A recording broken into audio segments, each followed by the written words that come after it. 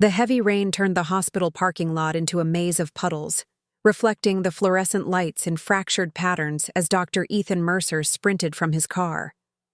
His phone buzzed relentlessly, 23 missed calls from the hospital's administrative office. As chief of obstetrics, emergencies weren't unusual, but something about the urgent tone in the night nurse's voice when she finally reached him sent ice through his veins. "Dr. Mercer, you need to come now. It's about Isabella Rivera." The name stopped him cold. He hadn't heard it in 9 months. Not since that morning when she'd left their home without a word, taking nothing but her purse and leaving her wedding ring on the nightstand. "What about her?" he managed, his voice barely audible over the storm. "She's here, in labor. And she's asking for you specifically." Ethan's world tilted as he pushed through the emergency entrance doors, heart thundering in his chest. Isabella was here, pregnant? The mathematical impossibility crashed against the wall of guilt he'd built over the past months. Guilt over his affair with Sophia Reinhardt, the venture capitalist whose father owned half the hospital's board. As he rounded the corner to the maternity wing, he stopped dead. Through the glass he could see her, dark hair plastered to her forehead with sweat, eyes closed in pain. His wife. The woman whose disappearance had triggered a statewide search, whose case had gone cold within weeks, whose absence had hollowed him out completely. "Dr. Mercer," the charge nurse approached, her expression unreadable. "She refuses to see anyone but you. And there's something else you should know." "What?" he asked, unable to tear his eyes from Isabella. "The baby?" According to her charts, the conception date would have been around the time she disappeared. Ethan's medical mind calculated quickly, 9 months ago, when Isabella had discovered texts from Sophia on his phone. When she'd confronted him and he'd lied to her face. When she'd walked out of their home and seemingly off the face of the earth. Isabella's eyes fluttered open, finding him through the glass. No warmth, no recognition, just cold determination as another contraction seized her body. "I need to know," he whispered, more to himself than the nurse. "I need to know what happened to her." A scream tore through the air as Isabella's body arched in pain. Ethan pushed past the nurse, his professional training taking over as he entered the room that held both his greatest mistake and his most bewildering mystery. 6 months before the disappearance. "You deserve this." "Ethan," Isabella said, adjusting his bow tie in the mirror of their bedroom. "Chief of obstetrics at 35. I'm so proud of you." The fundraising gala for Westlake Memorial Hospital buzzed with the city's elite. Doctors, board members, and wealthy donors in designer attire, champagne flutes clinking as string quartet music floated through the ballroom. Isabella, in a midnight blue gown that complemented her olive skin, looked every bit the supportive doctor's wife, though she was accomplished in her own right as an architectural designer. "I couldn't have done it without you," Ethan replied, pressing a kiss to her temple. 7 years of marriage had only deepened his appreciation for the woman who'd supported him through residency, who'd held his hand through his mother's cancer battle, who'd built their life together brick by brick. Isabella smiled. But something flashed behind her eyes, a hesitation, a worry she'd been trying to hide. "Have you thought more about what we discussed last month?" she asked quietly. "About starting to try children?" The conversation they'd been dancing around for years. Ethan's fingers tensed slightly around his champagne glass. "Let's talk about it tomorrow," he said. "Tonight's about celebrating." Isabella nodded, masking her disappointment with practiced ease. "Of course. I'm going to find the restroom. I'll be right back." As she walked away, Ethan felt a presence at his elbow. He turned to find Richard Reinhardt, the hospital's largest benefactor, accompanied by a striking woman with sharp eyes and a sharper smile. "Dr. Mercer, congratulations on the promotion," Reinhardt boomed, clapping him on the shoulder. "I've been singing your praises to the board for months. This is my daughter, Sophia. She just moved back from New York to join my venture capital firm." Sophia extended her hand, her grip firm and confident. "My father says you're revolutionizing the maternal care unit. I'd love to hear more about it." Sophia's looking for investment opportunities in medical technology. Reinhardt explained. Perhaps you could show her the new equipment your department received last quarter. Something in Reinhardt's tone made it clear this wasn't merely a suggestion. As chief, Ethan understood the political nature of his position. Keeping the Reinhardts happy meant keeping the hospital funded. Of course, Ethan replied, glancing over Sophia's shoulder to see Isabella returning. Isabella, this is Sophia Reinhardt, daughter of our generous benefactor. I'm going to show her our department's new technologies. Isabella's smile never wavered, but Ethan caught the subtle tightening around her eyes. Lovely to meet you, Sophia. Don't let me keep you. Later that night, as they undressed for bed, Isabella's silence filled their bedroom like smoke.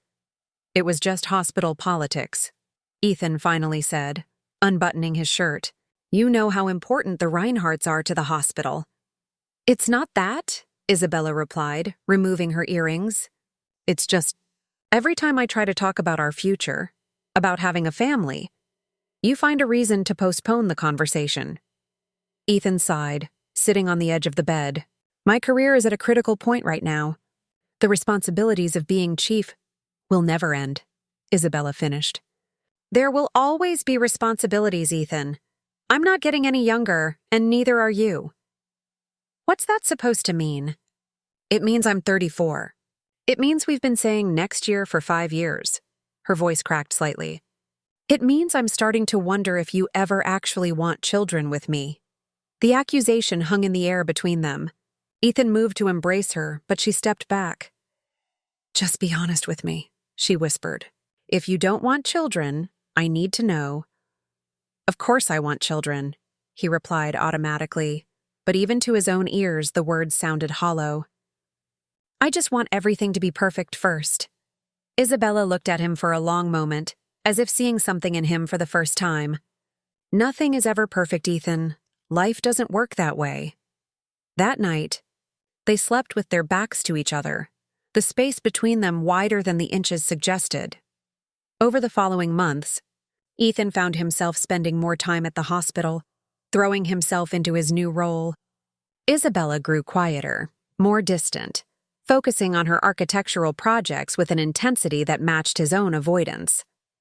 And then there was Sophia Reinhardt, appearing at hospital functions, scheduling meetings about potential investments in obstetric technologies, offering insights from her business perspective that Ethan found both challenging and refreshing.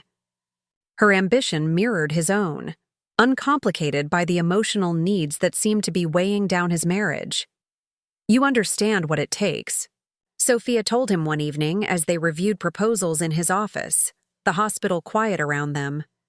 The sacrifices required for real excellence. Ethan looked up from the papers to find her studying him with those penetrating eyes.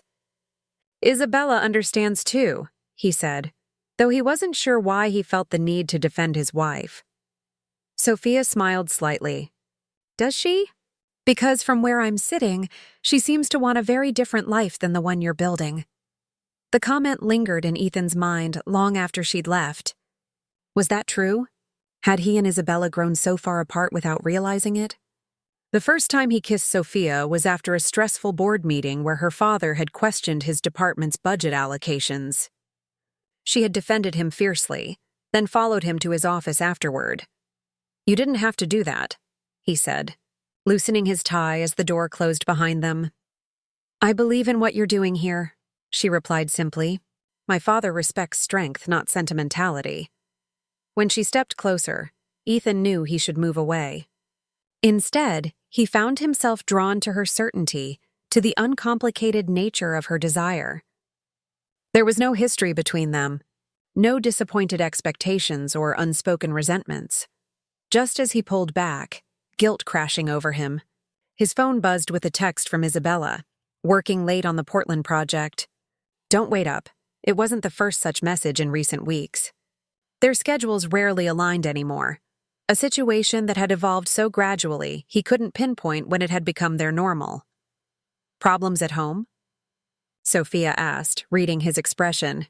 Just ships passing in the night, he answered, pocketing the phone. When he looked up, Sophia was still watching him, a mixture of understanding and desire in her gaze.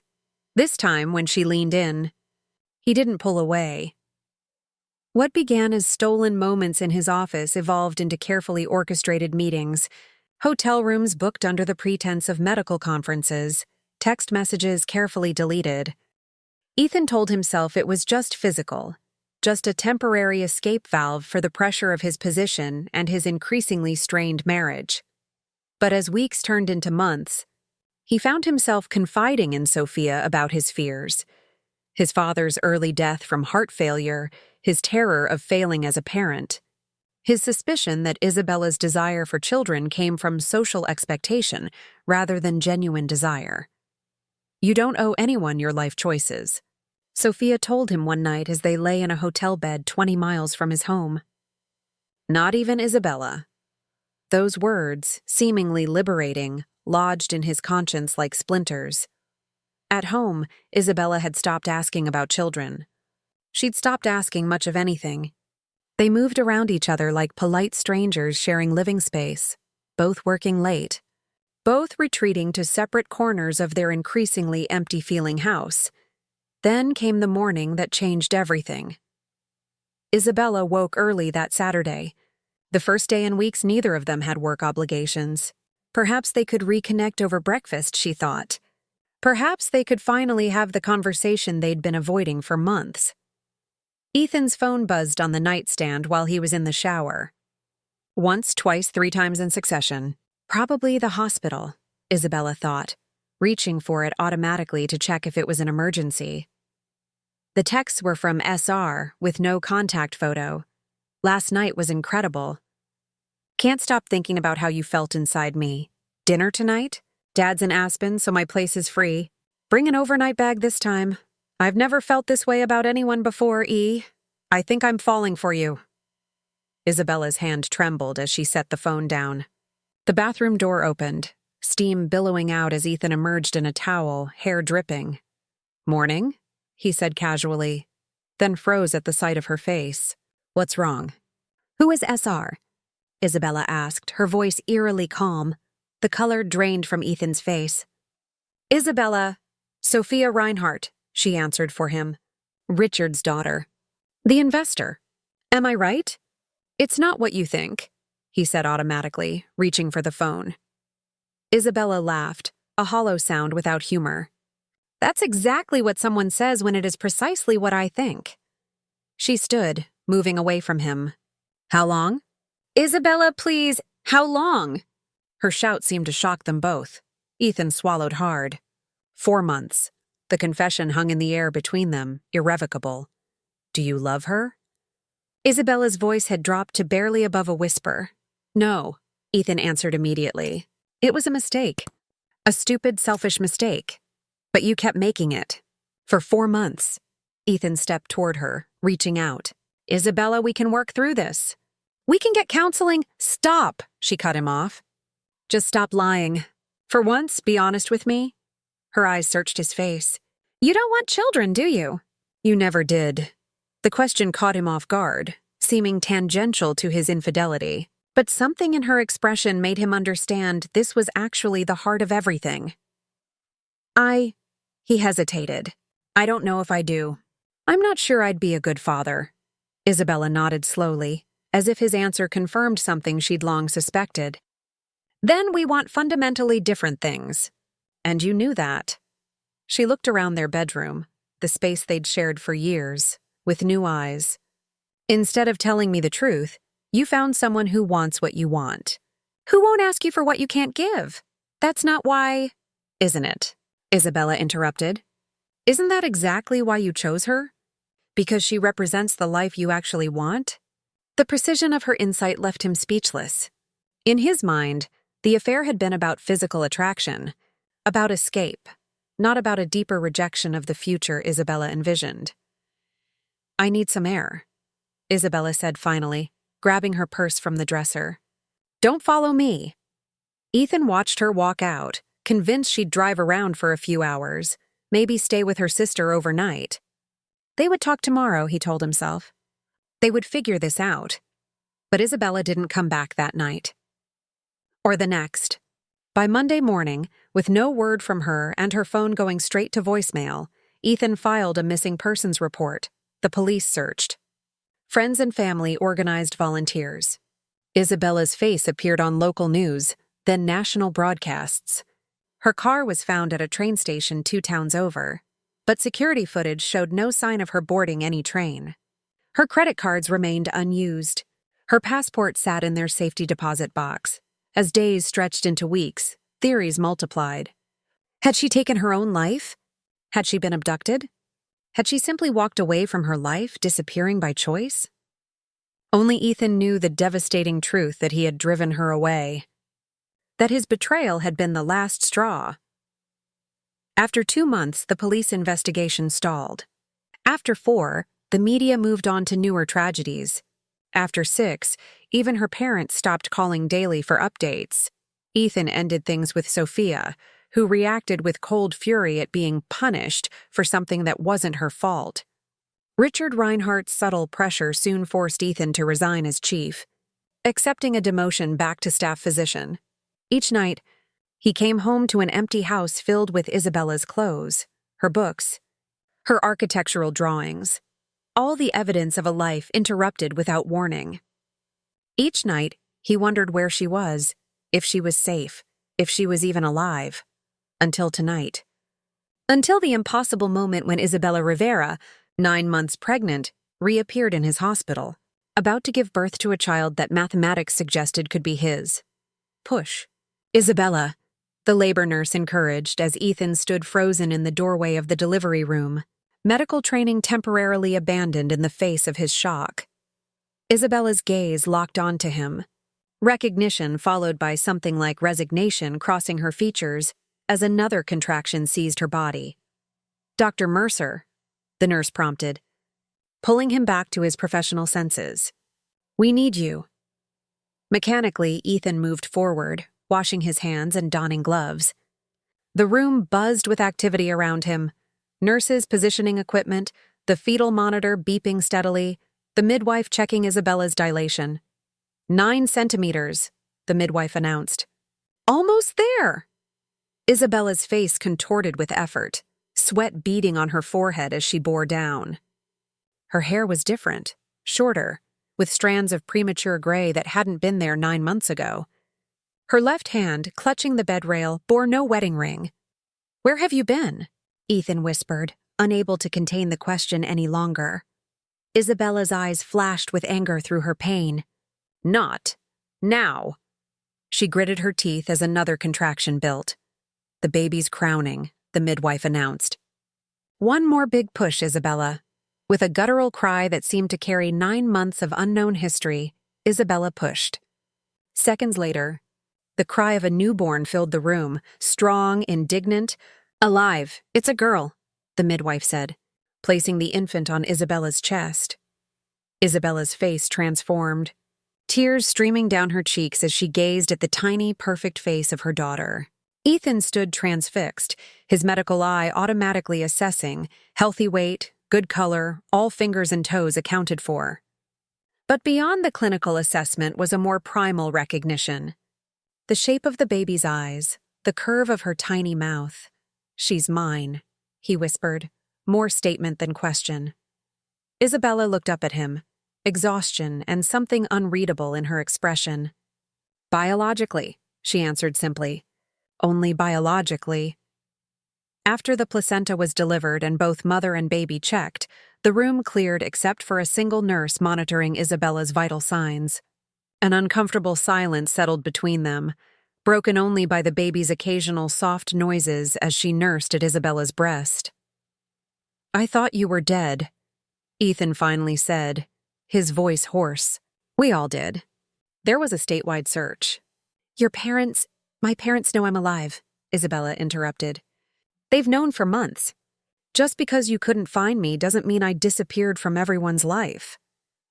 The revelation struck Ethan like a physical blow. "They knew?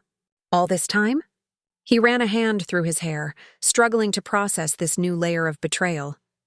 "Why didn't they tell me?" "Because I asked them not to." Isabella's gaze was steady, unflinching. "Because I needed time away from you to figure out what I wanted. And then, when I discovered I was pregnant, She looked down at the baby. I needed to decide what kind of life I wanted for her. You could have told me, Ethan said, anger seeping into his voice. You had a right to disappear, but I had a right to know about my child. Isabella's laugh was bitter. Rights? You want to talk about rights after what you did? You forfeited any right to my consideration the moment you started sleeping with Sophia Reinhardt. I made a terrible mistake, Ethan acknowledged. What I did was unforgivable. But to let me think you might be dead, I never asked anyone to file a missing persons report, Isabella cut him off. That was your choice, and once the media circus started, I couldn't exactly waltz back in without becoming a public spectacle. Pregnant wife returns after husband's affair isn't exactly the headline I wanted for the rest of my life. Ethan fell silent, absorbing her words. The baby had fallen asleep at Isabella's breast. Tiny fingers curled against her mother's skin. Where did you go? He asked finally, his voice softer. Isabella hesitated, then answered. Boston initially. I stayed with my college roommate. Then, when I found out I was pregnant, I moved to a small town in Vermont. I've been working remotely, designing a community center. A small, proud smile crossed her lips. It's actually being built next spring. And now? Ethan asked, the unspoken question hanging between them. Why come back here? Why come to this hospital? Why ask for me? Isabella looked down at their daughter, then back up at him, her expression resolute. Because despite everything, she deserves to know her father. And you deserve to know her. My anger at you doesn't change that reality. What's her name? Ethan asked, his throat tight with unexpected emotion. Elena, Isabella answered. Elena Grace Rivera. Not Mercer? No, not Mercer. The finality in her tone made it clear. This wasn't a reconciliation. This was Isabella setting terms for whatever came next. There's something else you should know, she continued, her voice steady. I'm not staying in Boston. I'm moving back to Vermont once Elena and I are cleared to travel. I've built a life there. A good one. Ethan felt his heart sink. So you came back just to…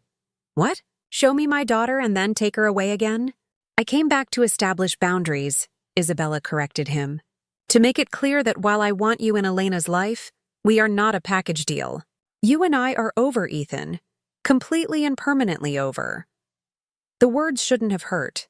After 9 months of believing he'd never see her again, after accepting that his betrayal had cost him his marriage, after the grieving process he thought he'd completed. But hearing her say it with such certainty reopened wounds he'd thought were healing. I understand, he managed, though part of him wanted to beg for another chance, to promise he'd changed, to swear he'd spend the rest of his life making it up to her. But looking at Isabella's face, the new lines around her eyes, the determined set of her jaw, he knew that door had closed long ago. Will you at least stay in town until you're both strong enough to travel? He asked. I'd like to spend some time with Elena before you go. Isabella nodded. I'm staying with my sister for the next 2 weeks. She hesitated, then added, You can come by in the evenings after work.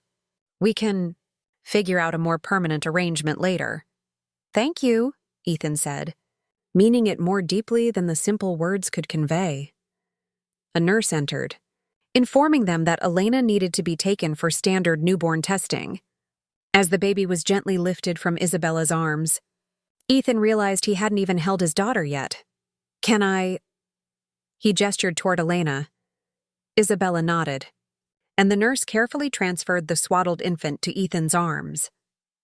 The weight of her, so light yet so significant, nearly brought him to his knees. Elena's eyes fluttered open briefly, dark and unfocused, before closing again in sleep. In that moment, everything Ethan had feared about fatherhood, the inadequacy, the potential to fail, the terror of responsibility, was eclipsed by a surge of protective love so powerful it took his breath away. All his carefully constructed reasoning about not wanting children evaporated in the reality of his daughter's presence. I'll take good care of her, he promised, looking up at Isabella. Both as her doctor now and as her father. Always. Something softened in Isabella's expression. Not forgiveness exactly, but perhaps the beginning of a new understanding. I know you will, she said quietly. That's why I came back. 2 years later, the Vermont farmhouse sat nestled against rolling hills turned golden in the October light. Ethan checked the GPS one final time before turning into the gravel driveway, his car loaded with luggage for his week-long stay. According to their co-parenting agreement, he had Elena for 1 week every month, usually at his apartment in Boston, but occasionally here in the new life Isabella had built. As he parked, the front door flew open and a small figure barreled out, dark curls bouncing with each determined step. "Daddy!" Elena shrieked, arms outstretched as she ran toward him. Ethan scooped her up, breathing in the scent of baby shampoo and the faint, sweet smell that was uniquely his daughter's. "There's my girl! I've missed you so much." "Miss you too," Elena replied, planting a wet kiss on his cheek before squirming to be put down. "Come see, I made art." Taking his hand, she pulled him toward the house where Isabella stood in the doorway, arms crossed but smiling slightly at their daughter's enthusiasm. "She's been waiting by the window for an hour," Isabella said as they approached. "Fair warning, the art involves a concerning amount of glitter," Ethan laughed. "I've delivered triplets and handled meconium aspiration. I think I can manage glitter." Their easy banter was hard-won, the product of 2 years of careful negotiation, occasional therapy sessions, and the gradual healing that comes with time and shared purpose. They weren't friends exactly, but they had found a way to be parents together without the weight of their past destroying their daughter's future. Inside, the farmhouse was warm and bright, with Elena's artwork covering the refrigerator and toys neatly organized in baskets around the living room. Evidence of Isabella's architectural work spread across a large desk by the window. Drawings, material samples, a scale model of what looked like an eco-friendly housing development. "Coffee?" Isabella offered, heading toward the kitchen. "Please," Ethan answered, following Elena to see her latest artistic creation, a paper plate liberally coated with glue, glitter, and what appeared to be pasta shapes. "It's you," Elena explained seriously, pointing to a bow tie-shaped piece of pasta near the top of the plate. "It's perfect," Ethan assured her, earning a beaming smile in return. Later, after Elena had been put to bed with 2 stories and 3 goodnight kisses, Ethan and Isabella sat on the porch, steaming mugs in hand as the autumn evening settled around them. "The Boston Children's Hospital offer," Isabella said, breaking the comfortable silence. "Did you accept it?" Ethan nodded. "Chief of Maternal Fetal Medicine. I start in January." "Congratulations," Isabella said, and he could tell she meant it. "That's a prestigious position. It means I'll be closer to Elena," Ethan said. "Even on the weeks she's with you. If she gets sick or has a performance at preschool." Isabella nodded, understanding. "It's a good move. For all of us." They sat quietly for a moment, the unspoken comparison to his previous position hanging between them. So much had changed since then. Ethan had spent the past 2 years rebuilding. His career, his priorities, his understanding of himself. "I saw Sophia at a medical conference last month," he said suddenly, not sure why he was bringing it up except that it felt important somehow. To acknowledge the past rather than avoid it. Isabella's posture stiffened slightly, but her voice remained neutral. "How was that?" "Awkward," Ethan admitted. "She's engaged to a pharmaceutical executive now. Are you okay with that?" Isabella asked carefully. Ethan considered the question. "Completely. What I thought I wanted back then. The prestige, the political connections, the uncomplicated freedom. None of it matters now." He glanced through the window to where Elena's nightlight cast star-shaped patterns on the ceiling of her bedroom. "I was so afraid of failing as a father that I nearly missed the chance entirely." Isabella was quiet for a long moment before responding. "You're not failing, Ethan. You're a good father to her." The validation, coming from Isabella after everything, meant more than any professional accolade ever could. "Thank you for coming back," he said softly. "For giving me the chance to know her." Isabella looked out at the darkening hills. "I didn't do it for you," she reminded him. "I did it for Elena. And for myself, honestly." I didn't want to live with that kind of anger forever. Still, thank you. They finished their coffee in companionable silence. Two people who had once shared everything, then nothing, and now shared the most important thing of all, the well-being of the little girl sleeping peacefully inside. I've been seeing someone, Isabella said finally. For a few months now. He's an environmental engineer working on the same community project as me. Ethan felt a twinge of something. Not jealousy exactly, but perhaps regret for the future they might have had if he'd made different choices. Is it serious? Isabella shrugged. It could be. We're taking it slowly, but... She hesitated. He'll be around when you visit next month. I wanted you to know in advance. I appreciate that, Ethan said sincerely. And I'm happy for you, Isabella, really. She studied his face, seeming to search for signs of insincerity, but finding none. It's strange, isn't it? How life unfolds. Not at all how we planned. Ethan thought about the man he'd been 3 years ago.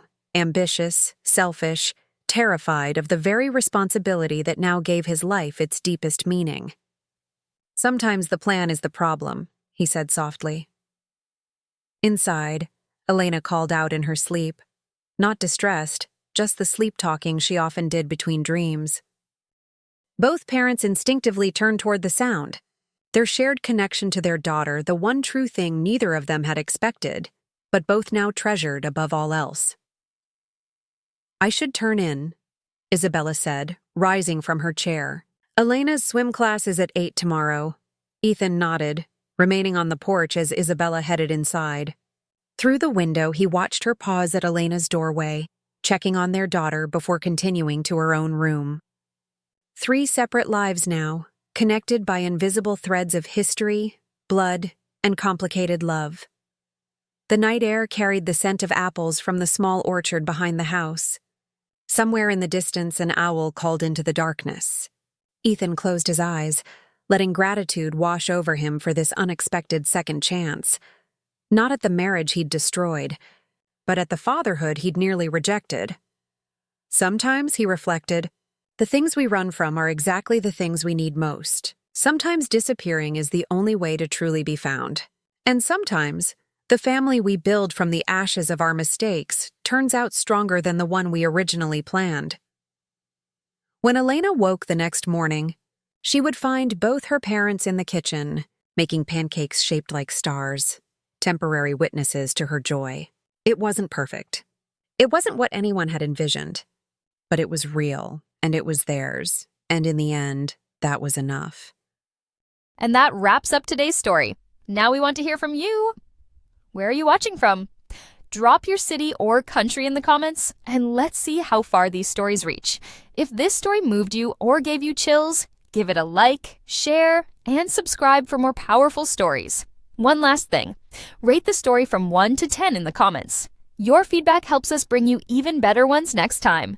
Thanks for watching. We appreciate you being part of this storytelling journey.